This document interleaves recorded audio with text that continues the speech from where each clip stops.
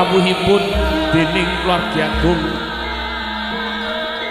Boyong Besan ing kalenggahan punika hanjajiri hambukaning dening gelaring adicara kawiwitan mugi-mugi Purwa Madya pusananing adicara kalis lir ing sambi ala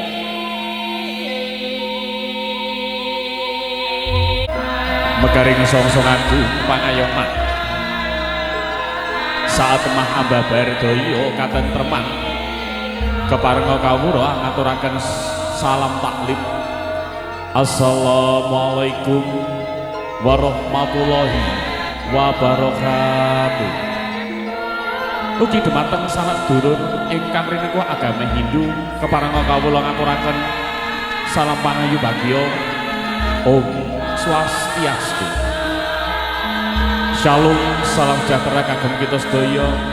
Pangajap saking kawula ugi ngaturaken Hong Ulun Basuki Langgeng.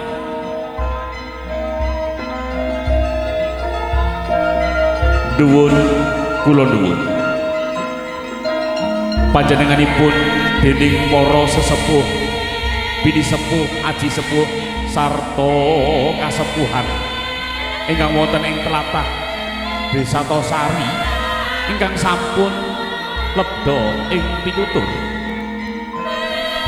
Samonten ugi kawula ngaturaken dahat kinurmatan dumateng para satriya ning nagari Panbating Praja ingkang mituhu kinabekten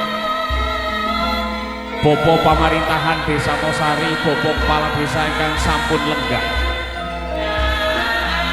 sarta ugi dening sedaya para alim ulama